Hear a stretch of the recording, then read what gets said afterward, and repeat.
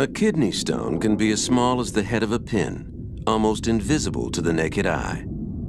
But as every stone former knows, the pain resulting from this tiny crystal structure can be enormous. Inside kidney stone disease.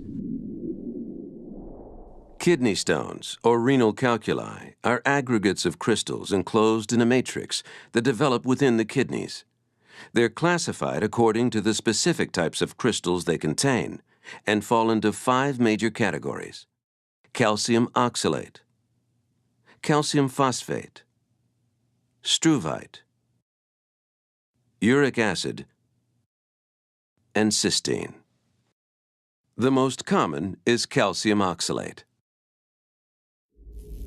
How is a stone formed?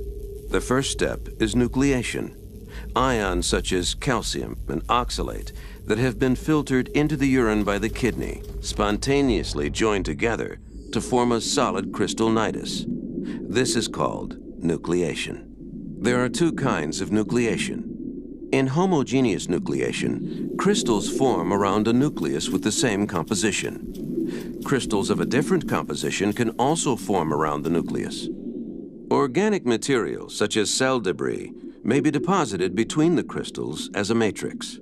This is heterogeneous nucleation. The tiny crystal formations travel down the nephron and are usually deposited at the renal papilla, where they undergo the next major phase, growth. Crystals that have already formed then begin to stick together, forming large aggregates. As we can see, crystals can aggregate very quickly. New stones are retained in the kidney, where they can continue to grow for an unspecified length of time until, for reasons that are not well understood, they are displaced and travel through the kidney into the ureter. If a stone continues to grow until it reaches a critical size, which can be as small as 4 to 5 millimeters in diameter, it may be too large to pass easily through the ureter. The edges of the stone may become wedged inside the ureter at the ureteropelvic junction, where the ureter crosses over the iliac artery, or at the ureterovesical junction. The result? Pain and obstruction until the stone slowly passes into the bladder and eventually passes out of the body in the urine stream. In the U.S., it is estimated that 13% of men and 7% of women will develop a kidney stone during their lifetime. Fortunately, in about 78% of these patients, stones will be expelled spontaneously. But stones that become lodged in the ureter may require lithotripsy or percutaneous or endoscopic removal. It's important to note that nearly half of all first-time stone formers will have another stone episode within the next 4 years. Recurrent stone formers are at even greater risk and may form a new stone every 2 or 3 years. But what actually causes crystals to form? Why do some crystals develop into kidney stones and others do not? One critical factor is supersaturation of the urine with stone-forming salts. Supersaturation is the driving force for crystallization. In undersaturated urine, crystals cannot form.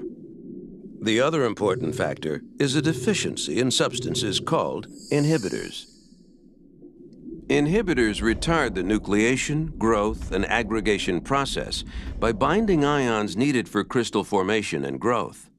One of the most important inhibitors is citrate.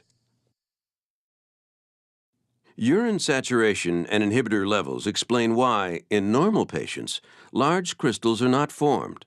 Their urine is not as saturated, and they have sufficient quantities of inhibitors present. But the urine of patients with kidney stones is more saturated. It may also lack inhibitors that increase the propensity for crystallization of stone-forming salts. There are 2 reasons for this. First, stone formers are known to suffer from a variety of metabolic disturbances that increase the amount of stone-forming substances excreted in the urine and also decrease the excretion of inhibitors. Second, a number of common nutritional and environmental factors can cause abnormalities in the urine. These factors may also exaggerate underlying abnormalities due to metabolic disturbances.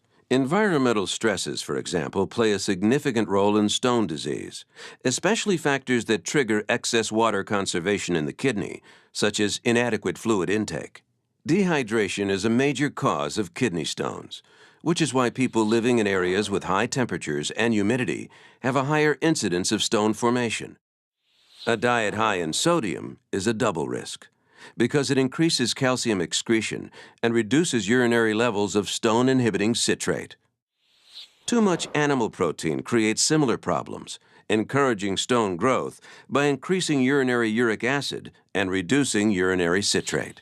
Certain medications are also known to encourage stone formation or growth in susceptible patients, including common supplements such as vitamin C.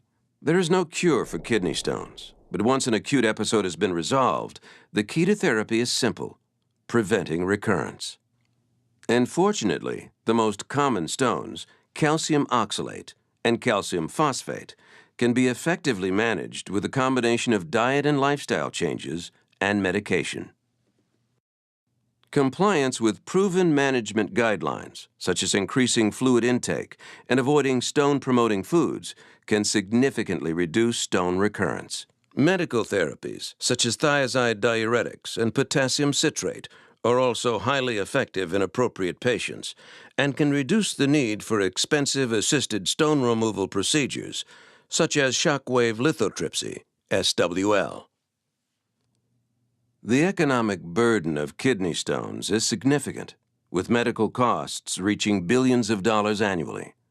Effective management of this painful disease remains a key priority at Mission Pharmacal, the leader in innovative stone disease therapies.